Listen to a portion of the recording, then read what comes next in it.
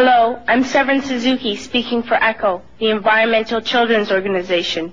We're a group of 12 and 13-year-olds trying to make a difference.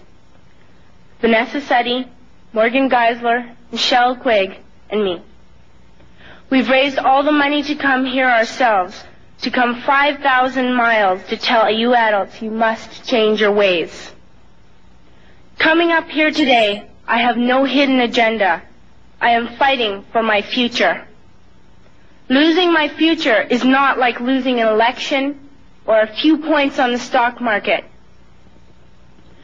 I am here to speak for all generations to come.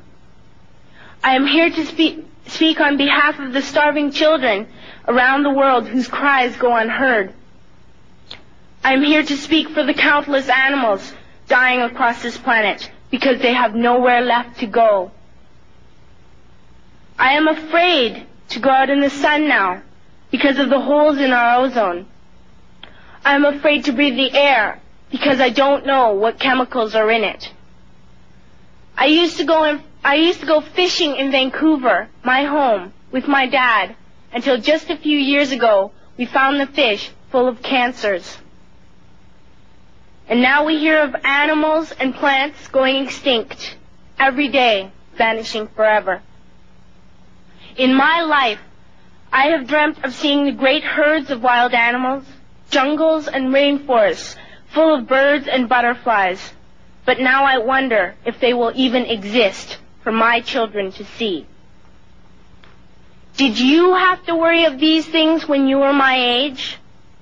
All this is happening before our eyes, and yet we act as if we have all the time we want and all the solutions. I'm only a child, and I don't have all the solutions. But I want you to realize, neither do you. You don't know how to fix the holes in our ozone layer.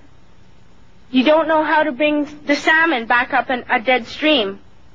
You don't know how to bring back an animal now extinct. And you can't bring back the forest that once grew where there is now a desert. If you don't know how to fix it, please stop breaking it. Here, you may be delegates of your government, business people, organizers, reporters, or politicians, but really, your mothers and fathers, sisters and brothers, aunts and uncles, and all of you are someone's child. I'm only a child, yet I know we are all part of a family, 5 billion strong. In fact, 30 million species strong. And borders and governments will never change that. I'm only a child, yet I know we are all in this together and should act as one single world towards one single goal. In my anger, I am not blind, and in my fear, I am not afraid of telling the world how I feel. In my country, we make so much waste. We buy and throw away, buy and throw away, buy and throw away, and yet northern countries will not share with the needy. Even when we have more than enough, we are afraid to share. We are afraid to let go of some of our wealth. In Canada, we live the privileged life, with plenty of food, water, and shelter. We have watches, bicycles, computers, and television sets. The list could go on for 2 days. 2 days ago, here in Brazil, we were shocked when we spent time with some children living on the streets. This is what one child told us. I wish I was rich. And if I were, I would give all the street children food, clothes, medicines, shelter, and love and affection. If a child on the streets who has nothing is willing to share, why are we who have everything still so greedy? I can't stop thinking that these are children my own age, that it makes a tremendous difference where you are born. That I could be one of those children living in the favelas of Rio. I could be a child starving in Somalia, or a victim of war in the Middle East, or a beggar in India.